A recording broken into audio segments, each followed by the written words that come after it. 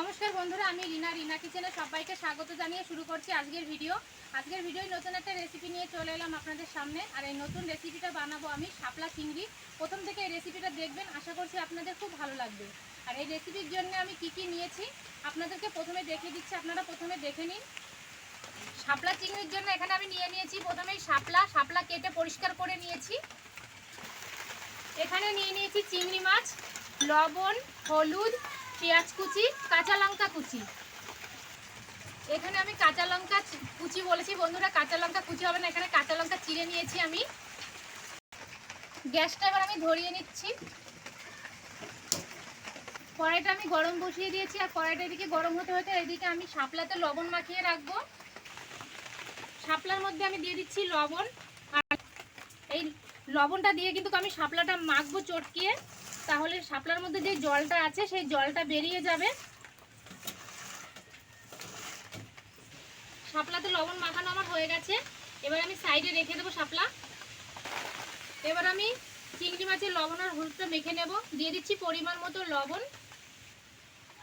দিয়ে দিচ্ছি পরিমাণ মতো হলুদ। খুব ভালো করে মেখে নেব লবণ আর হলুদ চিংড়ি মাছের সঙ্গে। চিংড়ি মাছে আমি লবণ হলুদ মেখে নিয়েছি।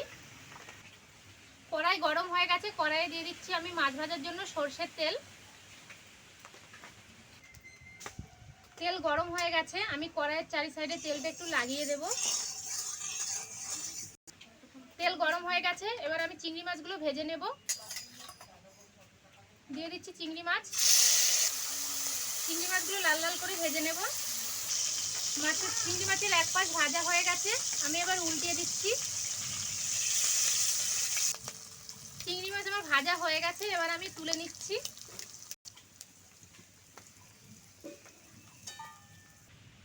চিংড়ি মাছ ভেজে সম্পূর্ণটা আমি বাটির মধ্যে তুলে নিয়েছি।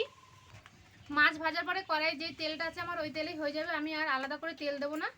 এবার এই তেলের মধ্যে দিয়ে দিচ্ছি আমি পেঁয়াজ কুচিটা একটু লাল লাল করে ভেজে নেব।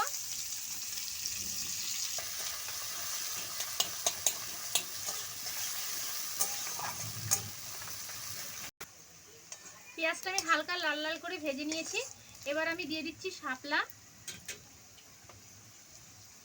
শাপলা দিয়ে প্রচুর পরিমাণে কিন্তু জল বেরিয়ে গেছে, যে লবণ মেখে রেখেছিলাম বলে। এবার আমি এগুলো চিপে দিয়ে দেব। দিয়ে দিচ্ছি যে চিপে কিন্তু আমি জলটাকে বের করে ফেলেছি।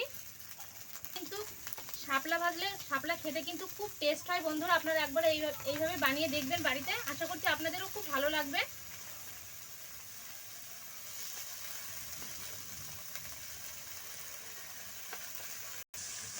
পেঁয়াজের সঙ্গে শাপলাগুলো আমি মিশিয়ে নেব।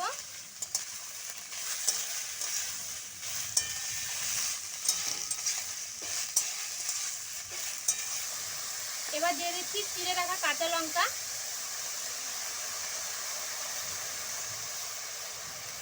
আর দিয়ে দিচ্ছি পরিমাণ মতো হলুদ।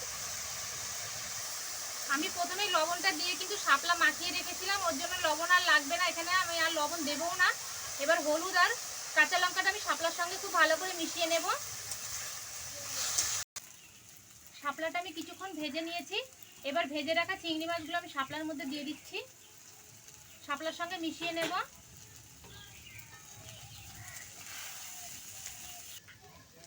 চিংড়ি মাছ দিয়ে শাপলা ভাজা কিন্তু আমার হয়ে গেছে বন্ধুরা, আর দেখুন কত সুন্দর হয়েছে। এবার আমি চিংড়ি মাছের এই শাপলাটা আমি নামিয়ে নেব। এবার আমি গ্যাসটা বন্ধ করে দিচ্ছি। এবার অন্য একটা পাত্রে তুলে নেব। এবার আমি নামিয়ে নিচ্ছি শাপলা চিংড়ি।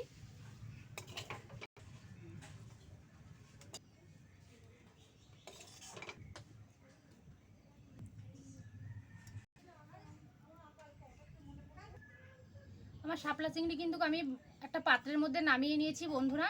আর আপনারা বাড়িতে এইভাবে একবার বানিয়ে দেখুন, আশা করছি আপনাদেরও খুব ভালো লাগবে। আর আমাদের চ্যানেলের নিত্য নতুন রেসিপি পেতে আমাদের পাশে থাকা বেল আইকনটি প্রেস করবেন, তাহলে নিত্য নতুন রেসিপি সবার প্রথমে আপনাদের কাছে পৌঁছে যাবে।